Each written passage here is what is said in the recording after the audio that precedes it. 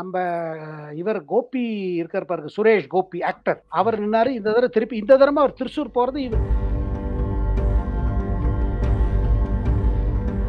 அதை தவிர்த்து 29ல வர லோக்சபா தேர்தலில் இது வரப்போறோம். இந்த விமென்ஸ் கோட்டா அதுல பாத்தீங்கன்னா பிரேமலதா மோடியோட தொடர்புல இருக்கிறவங்க. முன்னே பிஜேபி கூட்டணியில இருந்தாங்க. 2019லயும் பார்த்திருக்கோம். இன்னும் ஒரு 10 நாள் கழிச்சு பாருங்க என்னென்ன மாற்றங்கள் எப்படி இப்படி வருது, தேசிய அரசியல் என்ன ஆகுது, நம்ம ஸ்டேட்ல எப்படி போகுது. ஏன்னா பிஜேபியை பொறுத்துப்பட்டு பாருங்க, ஏன்னா பாருங்க இஸ்லாமியர் ஓட்டு கிறிஸ்துவர் ஓட்டு அவ்வளவு சீக்கிரம் டிஎம்கே கூட்டணி இந்த பக்கம் டப்புன்னு டேர்ன் ஆகுது.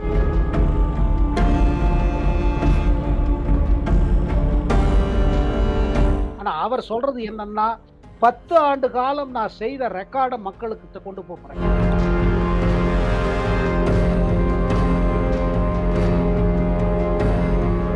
அதனால என்னன்னா, பிரதமர் மோடி பொறுத்த மட்டும் ராமரை வச்சுட்டு அவர் பிசினஸ் செய்ய மாட்டார்.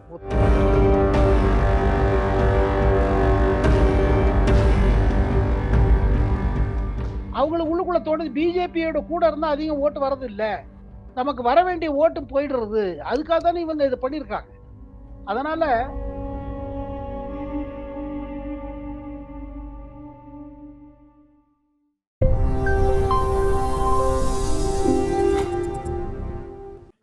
பாருங்க, தொடர்ந்து முயற்சி நடத்திட்டு இருக்கு. திருச்சூர் லோக்சபா சீட் ரொம்ப இம்பார்ட்டன்ட். போன தடமும் நம்ம இவர் கோபி இருக்கார் பாருங்க, சுரேஷ் கோபி ஆக்டர். அவர் நின்னாரு. இந்த தடவை திருப்பி இந்த தடவை அவர் திருச்சூர் போறது சுரேஷ் கோபியோட மகள் திருமணம் குருவாயூர்ல நடக்க போகுது. அதனால போறாரு. இப்பதான் போயிட்டு வந்தாரு. பெரிய பிரம்மாண்ட கூட்டம் பாத்தீங்க, மகளிர் கூட்டம் ஒண்ணு நடந்தது. எதுக்கு? இந்த இடஒதுக்கீடு மசோதா பாஸ் ஆயிருக்கு பாருங்க, பாஸ் ஆயிடுச்சு. அது அது அமலுக்கு வரப்போறது 26க்கு வர இருக்கிற மாநில தேர்தல்கள். அதை தவிர்த்து 29ல வர லோக்சபா தேர்தலில் இது வரப்போறோம். இந்த விமென்ஸ் கோட்டா, மகளிர் கோட்டா வரப்போகுது. அதுக்காக ஒரு பிரம்மாண்ட ஒரு இது பிஜேபி நடத்தினாங்க. நிறைய பேர் வந்தாங்க. அதுல ஷோபா நம்ம ஆக்டர் இருக்காங்கல்ல, டான்சர் ஆக்டர், அவங்க எல்லாம் இருந்தாங்க. பல பேர் சப்போர்ட் கொடுக்குறாங்க. ஏன்னா கேரளாலே பாருங்க, அவங்களும் பார்த்துட்டாங்க காங்கிரஸ் கம்யூனிஸ்ட் ஒரு ஆல்டர்னேட்டிவ். தமிழ்நாட்டுல இதே தானே நடக்குது. அதிமுக திமுக ஒரு ஆல்டர்னேட்டிவ் யாரு? இல்ல பாருங்க, இப்ப தனியா போனங்கிற ஒரு நிலைமை வந்திருக்கு. ஏன்னா அதிமுக விட்டுட்டு போயிட்டாங்க. ஆனா பல பேர் சொல்றாங்க, இல்ல அவங்க திரும்பி வந்துருவாங்க. இப்ப எனக்கு ஒண்ணும் தோணலை. ஏன்னா அவங்க ஒரு காரணத்தை சொல்லி போயிருக்காங்க. அதாவது காரணத்தை சொல்லாம போயிருக்காங்க. அந்த காரணம் என்னன்னா, நமக்கு பிஜேபியோட இருக்கிறவர்கள் நமக்கு கிறிஸ்தவ ஓட்டு வரமாட்டேங்கிறது, இஸ்லாமியர் ஓட்டு வரமாட்டேங்கிறது, தென் மாவட்டங்கள்ல நமக்கு ரொம்ப பாதிக்குது. ஏன்னா மாநில தேர்தலில் அந்த மாதிரி ஆச்சு. அதுக்கு காரணம் அதிமுக பிரிஞ்சு கிடந்தது. சசிகலா ஃபேக்ஷன் ஒண்ணு, நம்ம டிடிவி தினகரன் ஒரு ஃபேக்ஷன், ஓபிஎஸ் ஒரு ஃபேக்ஷன், இந்த மாதிரி இருந்தது. ஏன்னா அது ஒற்றுமை வர முடியல பாருங்க. அதனால ஒரு ஒரு சிச்சுவேஷன். அவங்களுக்கு உள்ளுக்குள்ள தோணுது, பிஜேபியோட கூட இருந்தா அதிகம் ஓட்டு வர்றது இல்ல, நமக்கு வர வேண்டிய ஓட்டு போயிடுறது. அதுக்காக தானே இவங்க இதை பண்ணியிருக்காங்க. அதனால இப்ப அதை விட்டுட்டு போச்சுன்னா, இப்ப அடுத்தது யாரு? இப்ப நம்ம இவங்க இருக்காங்க, டிஎம்டிகே, திமுக. அதுல பாத்தீங்கன்னா பிரேமலதா மோடியோட தொடர்புல இருக்கிறவங்க. முன்னே பிஜேபி கூட்டணியில இருந்தாங்க. 2019லயும் பார்த்திருக்கோம். 14லயும் நம்ம கேப்டனே இது பண்ணாரு, கேம்பெயின் பண்ணாரு, மோடி பிரதமர் ஆக்கணும்னு சொல்லி. சோ அதனால ஒரு இது வரலாங்க. இப்ப போப்ப பாருங்க, இப்ப இட ஒதுக்கீடு, டிஎம்கே தலைமையில கூட்டணியில என்ன ஒதுக்கீடு ஆறுது, அங்க இருக்கிற கட்சிகள் வேற எங்கேயாவது பாக்குறாங்களா, அதிமுக கூட்டணியில் யார் சேருவாங்க, சேர மாட்டாங்க. இது சிச்சுவேஷன் பாத்தீங்கன்னா ஒரு ஃபிளக்ஸா இருக்குதுங்க. அதாவது இதுல இது யாராவது இங்க எல்லாம் அங்க போலாமா, அங்க போலாமா, இதெல்லாம் பார்ப்பாங்க. அதெல்லாம் பாத்தீங்கன்னா போக போக போக நீங்க பாப்பீங்க. இப்ப நம்ம இன்னைக்கு பேசும்போது ஜனவரி, நம்ம பேசுவது 13ஆம் தேதி. இன்னும் ஒரு 10 நாள் கழிச்சு பாருங்க என்னென்ன மாற்றங்கள் எப்படி இப்படி வருது, தேசிய அரசியல் என்ன ஆகுது, நம்ம ஸ்டேட்ல எப்படி போகுது. ஏன்னா பிஜேபியை பொறுத்துப்பட்டு பாருங்க, அவங்க தனிக்காட்டு ராஜா. அவங்க தனியா தான் போயணும். சீட்டு கிடைக்கிறதோ இல்லையோ, பிஜேபி கொள்கைகளை எடுத்து சொல்லணும், பிரதமர் மோடி செய்த சாதனைகள் எடுத்து சொல்லணும். அதுதான் அவர் செஞ்சுட்டு இருக்காரு அண்ணாமலை. ஆனா இது போப்ப, அதாவது இது லாங் டர்ம் இன்வெஸ்ட்மெண்ட். நான் திருப்பி திருப்பி சொல்றது, பிஜேபிக்கு 2 ஸ்ட்ராட்டஜி இருக்கு தமிழ்நாடு பொறுத்துப்பட்டு. Short term, long term. Long டேர்ம்ங்கிறது எது இன்னைக்கு அண்ணாமலை செஞ்சுட்டு இருக்கோம். ஷார்ட் டேர்ம்ங்கிறது சரி, யாராவது கூட வராங்களா, வேற யாராவது வராங்களா, இல்ல அதிமுகக்குள்ளேயே ஏதாவது யோசனை வருதா, ஏன்னா பாருங்க, இஸ்லாமியர் ஓட்டும், கிறிஸ்துவர் ஓட்டும் அவ்வளவு சீக்கிரம் டிஎம்கே கூட்டணியில இந்த பக்கம் டப்புன்னு டர்ன் ஆகுது. கஷ்டங்க. ஏன்னா அதிமுக ஓட்டுக்கு அடுத்து என்ன கிடைக்க போறதுன்னு அவன் யோசிப்பாங்க. சிறப்பு செய்தி சொல்லணும்னா இங்க பாருங்க, பிரதமர் மோடி எல்லாரும் நினைக்கிற மாரி வெறும் ராமர் கோயில வச்சு ஜெயிக்கணும்னு அவர் முடிவு பண்ணலைங்க.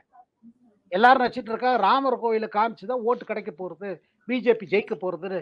ஆனா அவர் சொல்றது என்னன்னா, 10 ஆண்டு காலம் நான் செய்த ரெக்கார்ட மக்களுக்கு கொண்டு போறேன். ராமர் கோயிலும் உண்டு. ராமர் கோயில் தான் எல்லாம் இல்ல. அதனால தான் அவர் திருப்பி திருப்பி சொல்றாரு, ராமர் கோயில வச்சுன்னு நான் அரசியல் செய்ய போறதில்ல.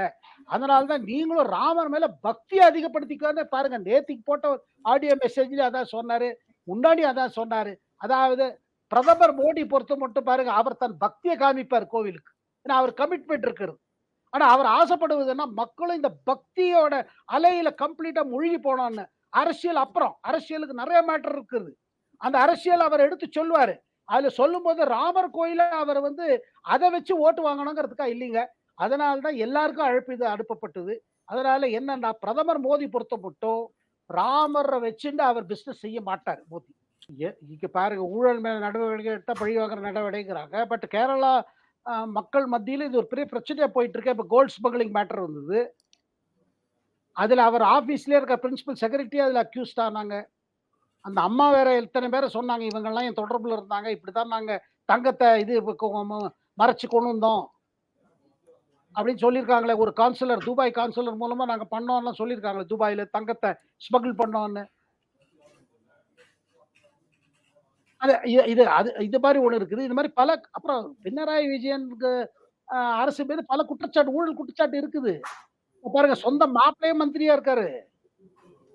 பினராயி விஜயனோட மாப்பிள்ளை அதுல இருக்காரு. அத தவிர்த்து பினராயி விஜயனோட டாட்டர் வந்து பல கம்பெனிஸ் நடத்துறாங்க. சோ கரப்ஷன் இப்ப டிஎம்கே தலைவர்கள் சொல்லுவதும், திரிணாமுல் தலைவர்கள் சொல்லுவதும், மார்க்சிஸ்ட் தலைவர்கள் அது பினராயி விஜயனுக்கு சப்போர்ட்ல இருக்கிறவங்க சொல்றாங்க. மத்தவங்க சொல்றாங்க இது மோசமா பேச்சு. பேருக்கு தான் கம்யூனிஸ்ட் பார்ட்டி செய்யறதெல்லாம் பார்த்தீங்கன்னா, கம்யூனிசம்க்கும் ஒண்ணுமே கனெக்ஷன் இல்லாம இருக்குது. அப்படின்னு கேரளால பேசிக்கிறாங்க.